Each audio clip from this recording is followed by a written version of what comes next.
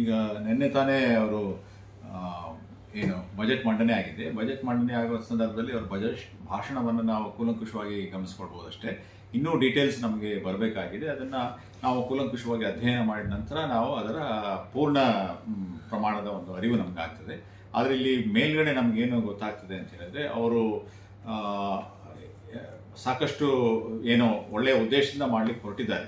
ಈ ಥರದ್ದೆಲ್ಲ ಆದರೆ ಒಳ್ಳೆಯದು ಅನ್ನೋ ದೃಷ್ಟಿಯಿಂದ ಅವರು ಅಗ್ರಿಕಲ್ಚರ್ ಸೆಕ್ಟರ್ಗಾಗಬಹುದು ಅಥವಾ MSMEಗೆ ಆಗಬಹುದು ಅಥವಾ ಇನ್ನುಳಿದಂಥ ಮುಂಚೂಣಿಯ ಸೆಕ್ಟರ್ಗಳಲ್ಲಿರುವಂಥದ್ದು IT ಆಗ್ಬೋದು, ಇನ್ನೋವೇಷನ್ಗಾಗ್ಬೋದು ಮಾಡಲಿಕ್ಕೆ ಹೊರಟಿದ್ದಾರೆ.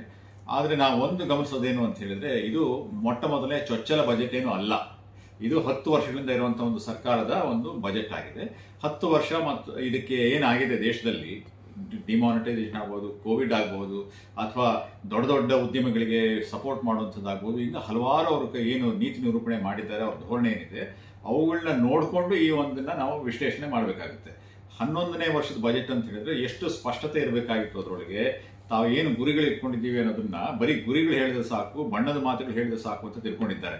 ಆ ರೀತಿ ಆಗಲ್ಲ. ಅದು ಆ ಬಣ್ಣದ ಮಾತು ಅಥವಾ ಕನಸು ಏನು ನಮಗೆ ಕಟ್ಕೊಡ್ತಾ ಇದ್ದಾರೆ ಮೋದಿಯವರಾಗಲಿ ಅವರ ಸರ್ಕಾರ ಆಗಲಿ, ಅದನ್ನ ಯಾವ ರೀತಿ ನಾವು ಏನು ಸಾಧನೆ ಮಾಡಬೇಕು, ಯಾವ ರೀತಿ ಆ ಒಂದು ಇದಕ್ಕೆ ಮಾರ್ಗ ಯಾವುದು ಅಂತ ಹೇಳಿ ಬಹಳ ಸ್ಪಷ್ಟತೆಯಿಂದ ಅವರು ಬಜೆಟ್ ಭಾಷಣದಲ್ಲಿ ಹೇಳಬೇಕಾಗಿತ್ತು.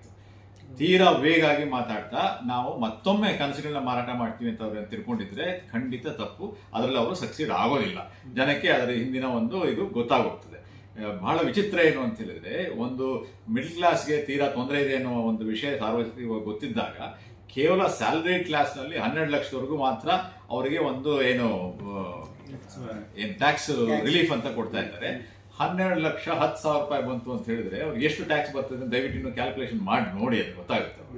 12 ಲಕ್ಷ 10,000 ಬಂದ ತಕ್ಷಣ 12 ಲಕ್ಷದಿಂದ ಮೇಲ್ಪಟ್ಟು 10,000ಕ್ಕೆಲ್ಲ ಟ್ಯಾಕ್ಸ್ ಕಟ್ಟಬೇಕಾಗಿರೋದು 3-4 ಲಕ್ಷದಿಂದ ಸೇರಿ ಅದು ಟ್ಯಾಕ್ಸ್ ಕಟ್ಟಕ್ಕೆ ಶುರು ಮಾಡ್ತಾರೆ. ಬೇರೆ ಬೇರೆ ಸ್ಲ್ಯಾಬ್ಗಳಿದ್ದಾವೆ.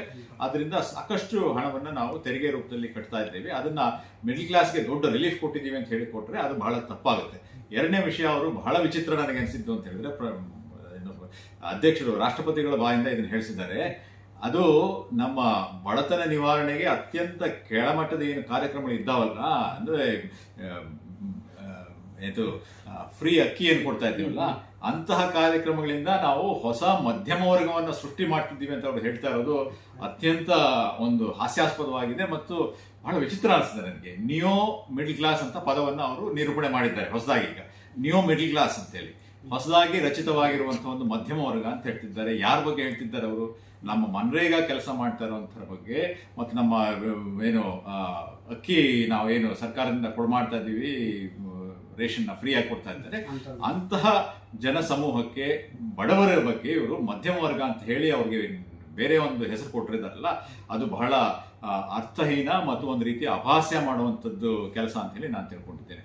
ಅಲ್ಲದೆ ಅಗ್ರಿಕಲ್ಚರ್ ಬಗ್ಗೆ ಅವರು ಮಾತಾಡುವಾಗ ತಾವು ನೆನ್ಪಿಟ್ಕೊಳ್ಬೇಕು, ಇದು 11ನೇ ವರ್ಷದ ಬಜೆಟ್. ಅಗ್ರಿಕಲ್ಚರ್ ಇನ್ಕಮ್ನ ಡಬಲ್ ಮಾಡ್ತೀನಿ ಅಂತ ಹೇಳಿ ಹೇಳ್ತಾರಂಥ ಸಂದರ್ಭದಲ್ಲಿ ಡಬಲ್ ಮಾಡಲಿಕ್ಕೆ ಯಾವ ರೀತಿ ಮಾಡ್ತಾ ಇದ್ದಾರೆ ಅನ್ನೋ ಸ್ಪಷ್ಟತೆ ಕೂಡ ಇಲ್ಲ. ಉದಾಹರಣೆಗೆ ನಿಮಗೆ ನಮ್ಮ ರಾಯಚೂರು ಬಗ್ಗೆನೇ ಮಾತಾಡಬೇಕು ಅಂತ ಹೇಳಿದ್ರೆ, ರಾಯಚೂರಿನಲ್ಲಿ ಒಂದು ನಾವು ಚಿಲ್ಲಿ ಬೆಳೀತಾ ಇದ್ದೀವಿ, ಅಂದ್ರೆ ಮೆಣಸಿನ ಬೆಳೆಯನ್ನು ಬೆಳೀತಾ ಇದ್ದೀವಿ. ಮೆಣಸಿನ ಬೆಳೆ ಯಾವ ಮಟ್ಟದಲ್ಲಿ ಅದು ಇವತ್ತಿನ ದಿವಸ ತೊಂದರೆಗೆ ಈಡಾಗಿದೆ ಅಂತ ಹೇಳಿದ್ರೆ, ಹಾವೇರಿಯಿಂದ ರಾಯಚೂರಿಂದ ಆಂಧ್ರ ಪ್ರದೇಶ, ಈ ಎಂಟೈರ್ ಪ್ರದೇಶದಲ್ಲಿ ಚಿಲ್ಲಿ ಕೋಲ್ಡ್ ಸ್ಟೋರೇಜ್ ಅಲ್ಲಿ ಲಾಕ್ ಆಗಿದೆ. ಅದನ್ನು ತೆಗೆಯೋರು ಇಲ್ಲ. ಆ ಬೆಲೆ ಅಷ್ಟೊಂದು ಹೆಚ್ಚು ಕಮ್ಮಿ ಆಗಿದೆ. ನಾವು ಕೃಷಿಯ ಬಗ್ಗೆ ಆಮೂಲಾಗ್ರವಾಗಿ ಪೂರ್ಣವಾಗಿ ಅದರಿಂದ ಯಾವ ರೀತಿಯ ಮಣ್ಣು ಪರೀಕ್ಷೆ ಮಾಡಬೇಕು ಅನ್ನೋದನ್ನ ಹಿಡಿದು ಯಾವ ರೀತಿ ಅವರ ಬೆಲೆಗಳನ್ನ ಬೆಲೆ ವೈಪರೀತ್ಯದಿಂದ ತಾನೇ ತೊಂದರೆ ಉಂಟಾಗುತ್ತದೆ. ಇದರಲ್ಲಿ ರೈತರ ಸಮಸ್ಯೆ ಎಲ್ಲಿಂದ ಬೇಕಾದ್ರೂ ಸಮಸ್ಯೆ ಬರ್ಬೋದು. ಇವುಗಳಿಗೆ ಆತನ ರಕ್ಷಣೆ ಮಾಡುವಂತ ಇನ್ಶೂರೆನ್ಸ್ ನಾವು ತಗೋಬೇಕಾಗುತ್ತೆ. ನೀವು ಬರೀ ಬೆಳೆ ಹಾಳಾದ್ರೆ ಮಾತ್ರ ಇನ್ಶೂರೆನ್ಸ್ ಹೇಳಿದ್ರೆ ಒಂದು ತರ ಆಗುತ್ತೆ. ಅಂದ್ರೆ ಏನಂದ್ರೆ ಡೆತ್ ಆದ್ರೆ ಮಾತ್ರ ಇನ್ಶೂರೆನ್ಸ್ ಕೊಡ್ತಾರಲ್ಲ, ಆ ರೀತಿ ಆಗುತ್ತೆ.